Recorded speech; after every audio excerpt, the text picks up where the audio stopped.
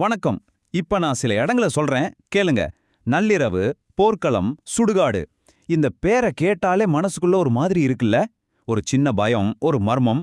நம்ம தமிழ் இலக்கியம் இந்த இடங்கள பத்தி என்ன சொல்லுது தெரியுமா? அங்க இருக்கிறதா சொல்லப்படுற பேய்கள பத்தி என்னலாம் சொல்லியிருக்கு? வாங்க, இன்னைக்கு அந்த மர்மமான உலகத்துக்குள்ள ஒரு சின்ன பயணம் போயிட்டு வரலாம்.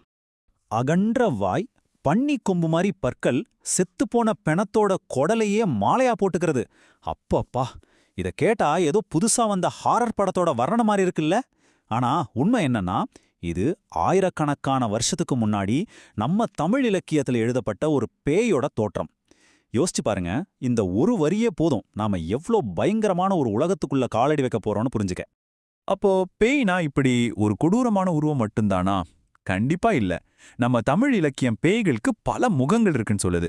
நாம இதுக்கு முன்னாடி யோசிச்சு கூட பார்க்காத பல முகங்கள் என்னென்னு தெரிஞ்சுக்க ஆவலா இருக்கா? வாங்க ஒன்னொன்னா பார்க்கலாம். பேயின்னு சொன்னா நமக்கு அந்த ஒரு வார்த்தை தான் தெரியும். ஆனா நம்ம இலக்கியத்துல பாத்தீங்கன்னா, கழுது, பூதம், குரலி, காட்டேரி, அணங்கு, இப்படி ஒரு பெரிய லிஸ்டே இருக்கு. யோசிச்சு பாருங்க, எதுக்கு இத்தனை பேரு? இதுல இருந்து ஒன்னு தெளிவா புரியுது. பேய்ங்கிறது சும்மா பயமுறுத்துற ஒரு உருவம் மட்டும் கிடையாது. அதுக்குள்ள பல அர்த்தங்கள், பல பரிமாணங்கள் ஒழிஞ்சிருக்கு. சரி, இந்த பேயெல்லாம் எங்க தான் இருக்கும்? நம்ம இலக்கியங்கள் ரொம்ப தெளிவா சொல்லுது. போர்க்களம், சுடுகாடு, அப்புறம் நடுராத்திரி. இந்த இடங்களுக்கும் பேய்களுக்கும் ஒரு பிரிக்க முடியாத சம்பந்தம் இருக்கு. சொல்லப்போனா இந்த இடங்கள் தான் அவங்களோட உலகம், அவங்களோட அடையாளம். சரி, நாம பேய்களோட பல முகங்களை பத்தி பேசிட்டு இருந்தோம்ல, அதுல ரொம்ப பழமையான, அதே சமயம் ரொம்பவே பயங்கரமான ஒரு முகத்தை பத்தி முதல்ல பாத்துரலாம். அது வேற யாரும் இல்ல, போர்க்களத்துல ஆளையிற பேய் மகளிர் தான்.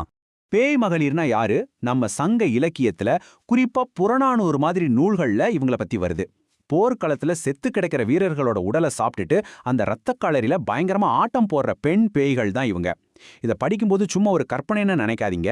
ஒரு போரோட உச்சகட்ட கொடூரத்தை கண்முன்னாடி கொண்டு வந்து நிறுத்த நம்ம புலவர்கள் பயன்படுத்தின ஒரு பவர்ஃபுல்லான உத்தி இது.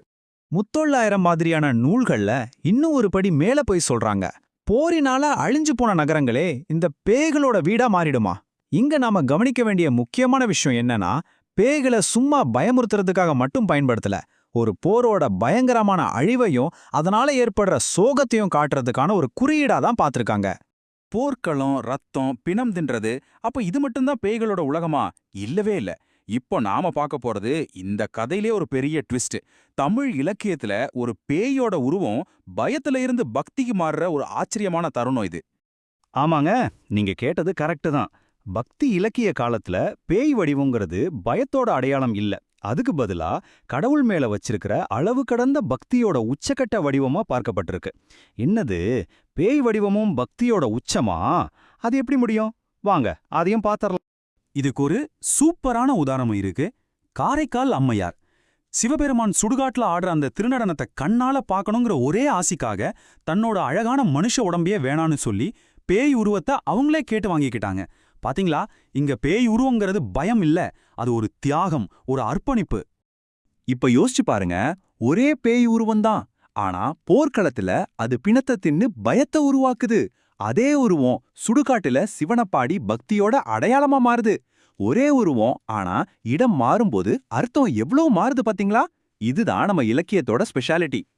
சரி, போரோட குறியீடா பார்த்தோம், பக்தியோட வடிவமா பார்த்தோம். பேய்களோட பயணம் இதோட முடிஞ்சிடுச்சா? இல்ல. சில நேரத்துல அவங்க நீதிக்காக ஒலிக்கிற குரலாகவும் இருந்திருக்காங்க. அது எப்படின்னு பார்க்கலாமா? ஆமா, சில கதைகள்ல பேய்கள் தங்களுக்கு நடந்த அநியாயத்துக்கு எதிரா பழிவாங்க கிளம்புது. செத்ததுக்கு அப்புறமும் கூட நீதிக்காக போராடுற ஆன்மாக்களா நம்ம நாட்டுப்புற கதைகள்ல அவங்கள பார்க்க முடியுது. இதுக்கு ரொம்பவே பிரபலமான ஒரு கதை இருக்கு. பழையாம்பூர் நீலியோட கதை. அவளோட புருஷனே அவளை கொடூரமா கொன்னுடுறான். ஆனா நீலி பேயா மாறி எத்தனை தடைகள் வந்தாலும் விடாம அவனை துரத்தி கடைசியில தனக்கான நீதியை தானே நிலைநாட்டுறான். இங்க பாருங்க, பேய் ஒரு சோஷியல் ஜஸ்டிஸ்கான கருவியா மாறுது. ஓகே, நாம இப்ப போர்க்களத்தில் இருந்த பேய்கள், பக்தியில் இருந்த பேய்கள், அப்புறம் நீதிக்காக போராடின பேய்கள்னு பார்த்தோம். இது எல்லாமே சேர்ந்து நம்ம தமிழ் இலக்கியத்துல பேய்களுக்குன்னு ஒரு பெரிய பாரம்பரியத்தையே எப்படி உருவாக்குச்சுன்னு ஒரு சின்ன ரீகேப் பார்த்துடலாம். அப்போ நம்ம இதுவரைக்கும் பார்த்தத சுருக்கமா சொன்னா ஒரு ஆச்சரியமான பரிணாம வளர்ச்சியை பார்க்கலாம். சங்க காலத்துல போரோட பயங்கரத்தை காட்டின அதே பேய் பக்தி காலத்துல பக்தியோட உச்சமா மாறுது. அதுக்கப்புறம் நாட்டுப்புற கதைகள்ல நீதியை காப்பாத்துற ஒரு சக்தியா உருவெடுக்குது. பாத்தீங்களா, காலம் மாற மாற பேய்ங்கிற ஒரு கான்செப்டே எப்படியெல்லாம் மாறி வந்திருக்குன்னு? அதனால நாம கடைசியா புரிஞ்சுக்க வேண்டிய விஷயம் ஒன்னே ஒண்ணுதான். தமிழ் இலக்கியத்துல பேய்ங்கிறது சும்மா நம்மள பயமுறுத்துற ஒரு பூச்சாண்டி இல்ல. அதுக்கு மேல அந்தந்த காலத்து சமூகத்தோட மனசுல இருந்த பயம், பக்தி, நீதிக்கான தேடல்னு ரொம்ப ஆழமான உணர்வுகளை வெளிப்படுத்துற ஒரு பவர்ஃபுல்லான இலக்கிய குறியீடு. கடைசியா இந்த ஒரு கேள்வியோட நான் முடிச்சுக்கிறேன். நம்ம இலக்கியத்துல வர்ற இந்த பேய்கள் நிஜமாவே நம்ம மனசுக்குள்ள இருக்கிற பயத்தோட பிரதிபலிப்பு மட்டும்தானா, இல்ல செத்ததுக்கு அப்புறமும் கூட நியாயம் வேணும்னு நாம படுற அந்த தீராத தேடலோட வெளிப்பாடா? நீங்களே யோசிச்சு பாருங்க.